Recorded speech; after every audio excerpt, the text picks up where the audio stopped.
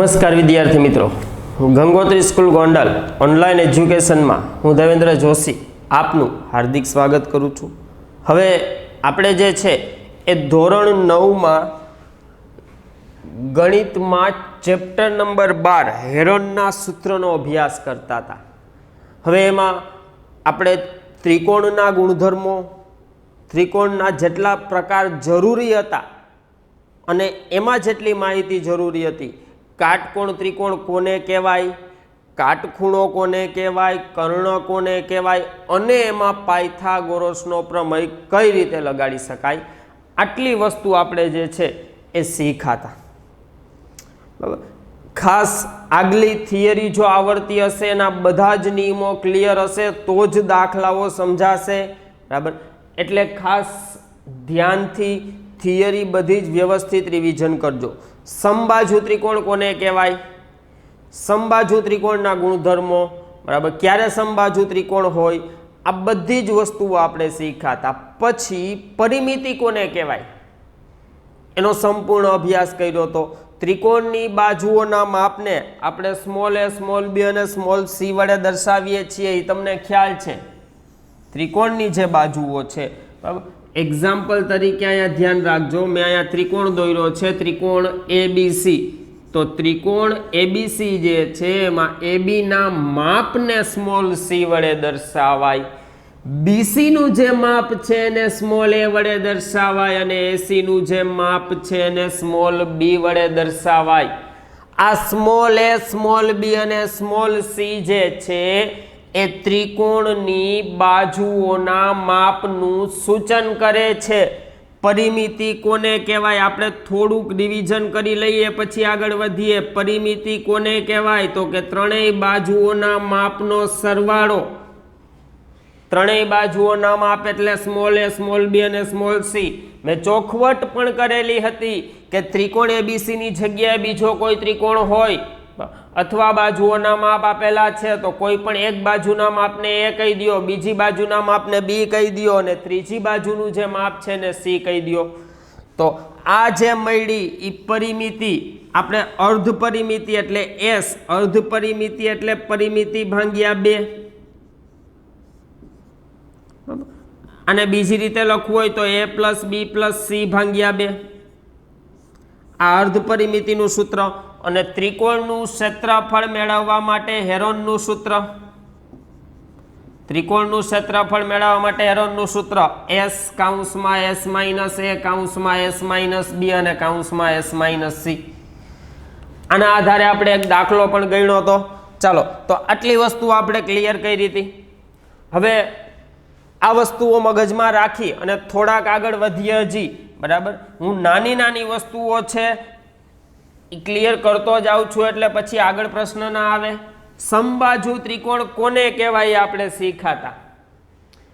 જે ત્રિકોણની ત્રણેય બાજુના માપ સરખા હોય, જે ત્રિકોણની ત્રણેય બાજુના માપ સરખા હોય એને સમબાજુ ત્રિકોણ કહેવાય। હવે જો ત્રણેય બાજુના માપ સરખા હોય, એક્ઝામ્પલ તરીકે એક ત્રિકોણ છે, સમજો અહીંયા આ ત્રિકોણની સમબાજુ ત્રિકોણ છે એવું કીધું છે, તો જો આનું માપ 5 હોય તો આનું માપ 5 હોય, આનું માપ 5 હોય। તો જ્યારે તમને સમબાજુ ત્રિકોણ આપેલી છે તો સમબાજુ ત્રિકોણની બાજુનું માપ, સમબાજુ ત્રિકોણની બાજુનું માપ તો કે પરિમિતિ ભાગ્યા 3। સમબાજુ ત્રિકોણની પરિમિતિ તમને આપેલી છે। હવે સમબાજુ ત્રિકોણની પરિમિતિ 60 હોય, તેનો અર્થ એવો થયો કે ત્રણેય બાજુના માપ 20-20 હોય। શું કામે તો કે સમબાજુ ત્રિકોણની ત્રણેય બાજુના માપ સરખા હોય। એટલે રકમમાં તમને એમ કે સમબાજુ ત્રિકોણની પરિમિતિ ખાલી જગ્યા છે તો એને ભાગ્યા 3 કરવાથી બાજુનું માપ મળે છે। બીજી વસ્તુ, ત્રિકોણનું ક્ષેત્રફળ મેળવવા માટે બાજુના માપ જોઈએ। જો ત્રણે ત્રણ બાજુના માપ હોય, બરાબર, ત્રિકોણની ક્ષેત્રફળ મેળવવા માટે હેરોનના સૂત્રની જ વાત કરું છું, ત્રિકોણની જ વાત કરું છું એટલે સમજી લેજો, બરાબર। ત્રણેય બાજુના માપ જોઈએ ત્રણેય બાજુના માપ જોઈએ. આ નાની નાની વસ્તુઓ છે એ ધ્યાન રાખજો. જો તમારી પાસે ત્રણેય બાજુના માપ નથી તો પહેલા ત્રણેય બાજુના માપ મેળવી લ્યો. બીજી વસ્તુ બે બાજુના માપ અને ત્રિકોણની પરિમિતિ આપેલી હોય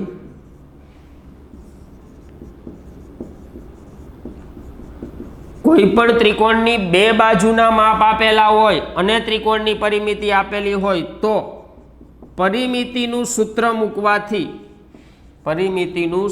મૂકવાથી ત્રીજી બાજુનું માપ મળે.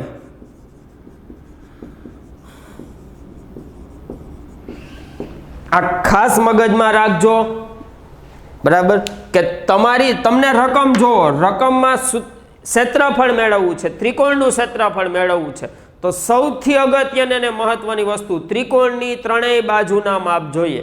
જો નથી તો પહેલા મેળવી લ્યો. સમબાજુ ત્રિકોણ છે તો એક બાજુનું માપ ઈ જ બાકીની બે બાજુના માપ થાય. બીજી વસ્તુ કે તમને રકમમાં ત્રિકોણની પરિમિતિ આપેલી છે અને બે બાજુના માપ આપેલા છે તો પરિમિતિનું સૂત્ર મૂકો અને ત્રીજી બાજુનું માપ મળી જાય. આ એક વસ્તુ ખાસ ધ્યાન રાખજો, બરાબર.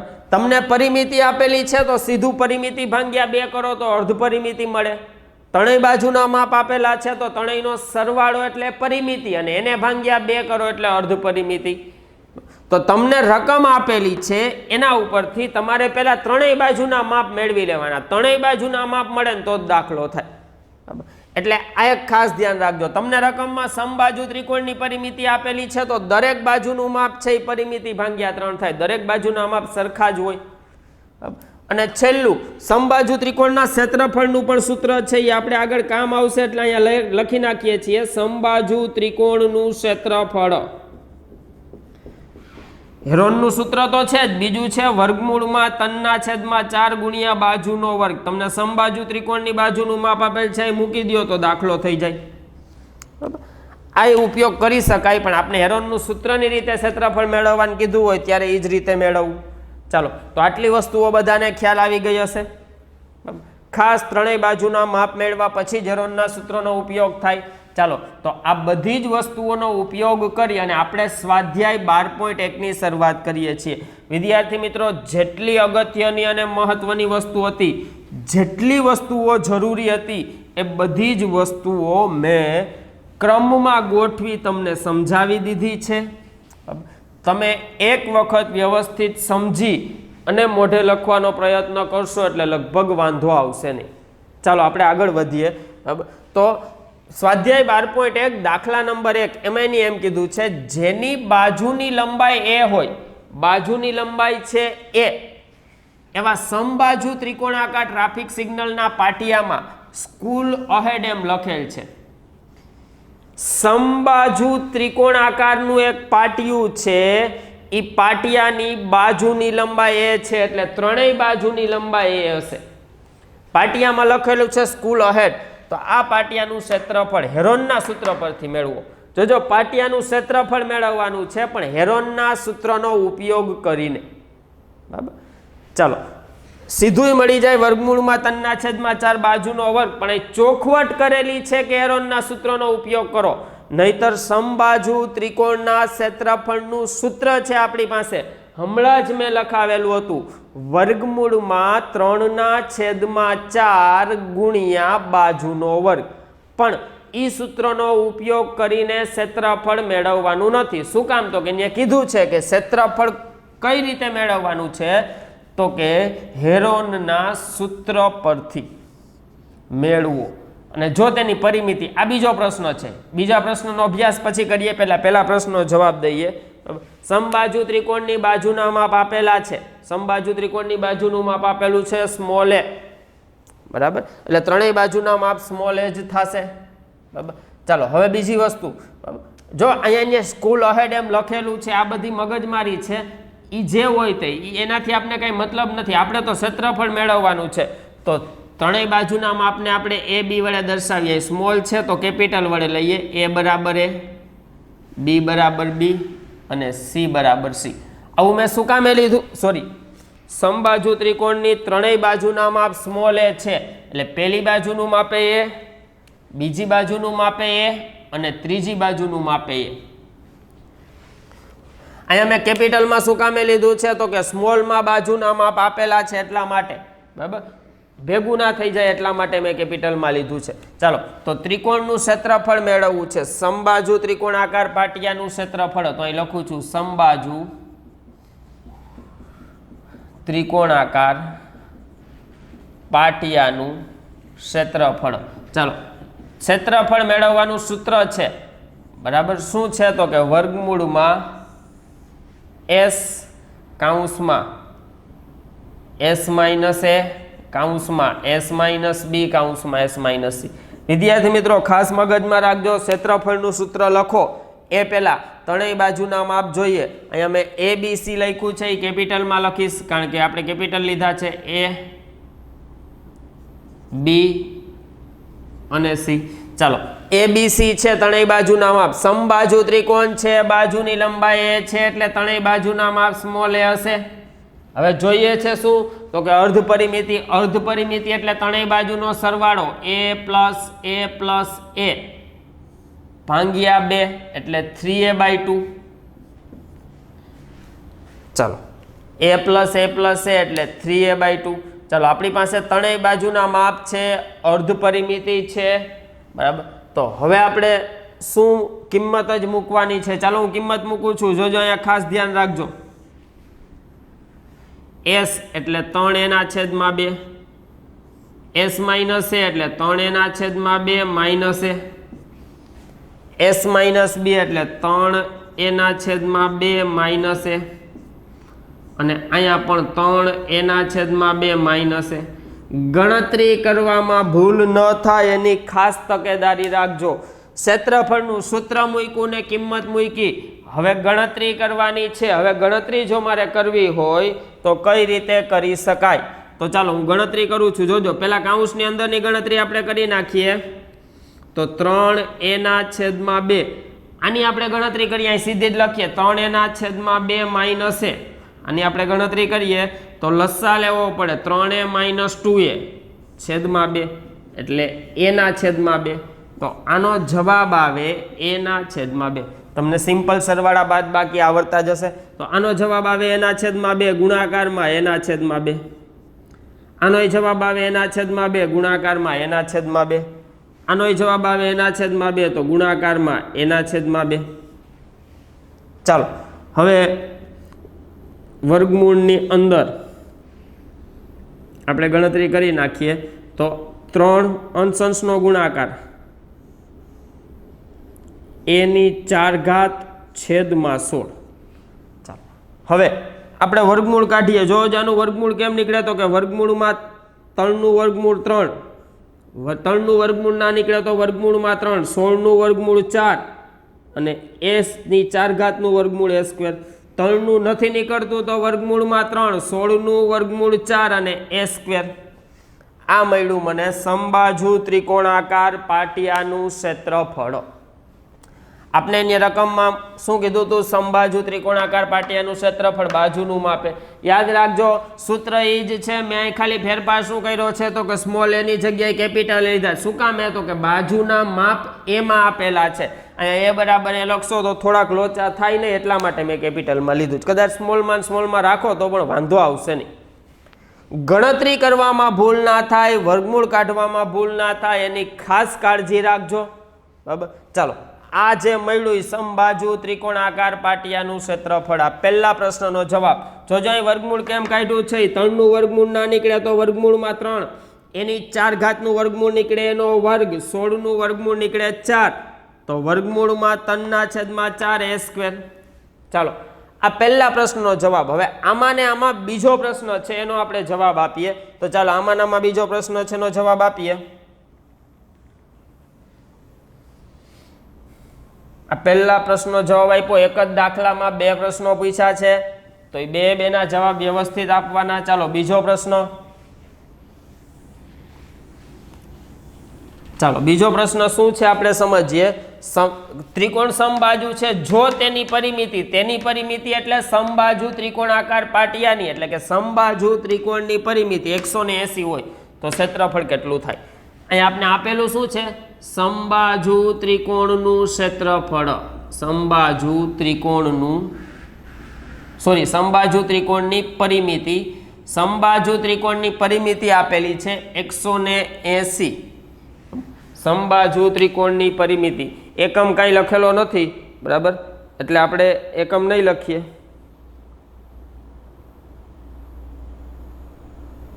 રકમમાં એકમ આપેલો છે. સમબાજુ ત્રિકોણની પરિમિતિ 180 સેમી. ચાલો, તો સમબાજુ ત્રિકોણની પરિમિતિ આપેલી છે 180 સેમી. હવે ક્ષેત્રફળ મેળવવું છે. હેરોનના સૂત્રનો ઉપયોગ કરીને જ મેળવવું છે. હવે આનું ક્ષેત્રફળ મેળવવું હોય તો ત્રણેય બાજુના માપ જોઈએ. મેં તમને હમણાં થોડીક વાર પહેલા જ કીધું કે પરિમિતિ 180 સેમી હોય તો દરેક બાજુનું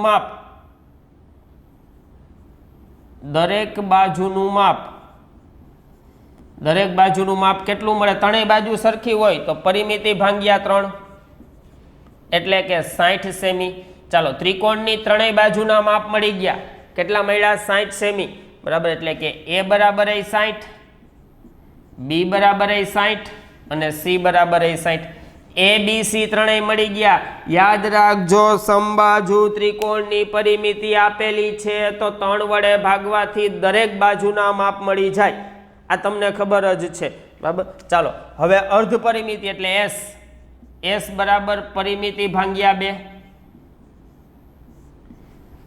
ડાયરેક્ટ પરિમિતિના અડધા કરી નાખો એટલે 180 ભાગ્યા 2 એટલે કે 90 સેમી.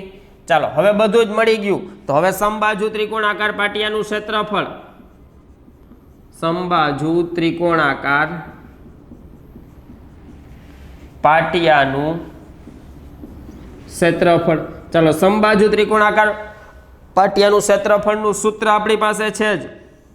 વર્ગમૂળની અંદર s કૌંસમાં s માઇનસ a કૌંસમાં s માઇનસ b કૌંસમાં s માઇનસ c. ચાલો, કિંમત જ મૂકવાની છે. s એટલે અર્ધ પરિમિતિ, small a small b small c બધું જ લખેલું છે. તમારે ખાલી આની જગ્યાએ s, તો s ની જગ્યાએ કેટલા આવશે? 90. s માઇનસ a તો 90 માઇનસ 60, s માઇનસ b તો 90 માઇનસ 60 અને s માઇનસ c તો એ પણ 90 માઇનસ 60. ચાલો, પહેલા કૌંસની અંદરની બાદબાકી કરશું. ચાલો, બાદબાકી કરીએ તો જોવો જોઈ. 90 માઇનસ 60 30, 90 માઇનસ 60 30, 90 માઇનસ 60 30. ચાલો, હવે વર્ગમૂળ કાઢવાનું છે. વર્ગમૂળ કેમ કાઢવું એ ખાસ ધ્યાન રાખજો. હવે આનું વર્ગમૂળ કાઢવું હોય તો મેં આની પહેલા પણ કીધું હતું, યાદ રાખજો, તમે જ્યારે વર્ગમૂળમાં 2 ગુણ્યા, આ સમજજો, વર્ગમૂળમાં 2 ગુણ્યા 2 લખો છો તો આ 4 એટલે 2. તમે જ્યારે વર્ગમૂળમાં 3 ગુણ્યા 3 લખો છો ત્યારે વર્ગમૂળમાં 9, 9નું વર્ગમૂળ તમને ખબર છે 3 નીકળે. એટલે તમે જ્યારે વર્ગમૂળ કાઢો છો ત્યારે વર્ગમૂળની અંદર વર્ગમૂળમાં 5 ગુણ્યા 5 બે સરખા હોય તો ખાલી 5 નીકળે. વર્ગમૂળમાં 7 ગુણ્યા 7 તો ખાલી 7 નીકળે. એટલે વર્ગમૂળ કાઢવા માટે ગુણાકાર કરવા કરતા ભાગ પાડીને સરળતા રહેશે. તો પહેલાં તો બે સરખા હોય તો જોઈ લેવાનું. ચાલો, 30 ગુણ્યા 30 છે તો આ 30 ગુણ્યા 30 છે, આનું વર્ગમૂળ નીકળી જાય તો 30 12 આવી જાય. ચાલો, તો 30 12 આવી ગયા. સમજો હું વર્ગમૂળ કેમ કાઢું છું, એ બહુ અગત્યની અને મહત્વની વસ્તુ છે. વર્ગમૂળ કાઢતા હવે આવડવું જોઈએ આપને.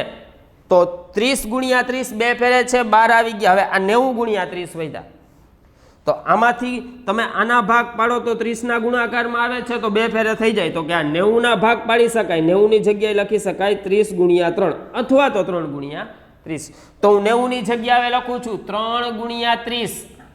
અહીંયા જે વધ્યા 90 3 ગુણ્યા 30 અને ગુણ્યા 30. ચાલો, હવે આ બે સરખા આવ્યા, આનો વર્ગમૂળ પાછું 30 નીકળી જાય તો 12 30 ગુણ્યા 30 વર્ગમૂળમાં 3. હવે 3નું વર્ગમૂળ નીકળતું નથી તો એમનેમ જોજો. ક્ષેત્રફળ મેળવવાનું છે. તમે જ્યારે ક્ષેત્રફળ મેળવો છો ત્યારે આગળ પણ શીખી ગયા. અહીંયા બાજુના માપ સેન્ટીમીટરમાં હતા તો ક્ષેત્રફળ છે એ સેન્ટીમીટર વર્ગ સેમી સ્ક્વેર થાય. વર્ગમૂળ કાઢવામાં ભૂલ ના પડે એની ખાસ કાળજી રાખવી. સમબાજુ ત્રિકોણાકાર પાટિયાનું ક્ષેત્રફળ મેળવવાનું કીધું છે તો કેટલું મળ્યું? 900 વર્ગમૂળમાં 3 સેમી સ્ક્વેર. તો વિદ્યાર્થી મિત્રો, આપને જે દાખલો કીધો હતો એ દાખલાને આપણે આ રીતે ગણતરી કરી શકીએ. વર્ગમૂળ કાઢવામાં ભૂલ ના થાય, ખાસ ધ્યાન રાખજો. બીજી વસ્તુ કે તમને જ્યારે સમબાજુ ત્રિકોણ આપેલો છે એની પરિમિતિ આપેલી છે તો 3 વડે ભાગવાથી ત્રણેય બાજુના માપ મળે.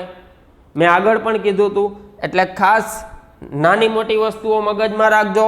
ત્રણેય બાજુના માપ મળી જાય. પછી અર્ધ પરિમિતિ એટલે પરિમિતિના અડધા.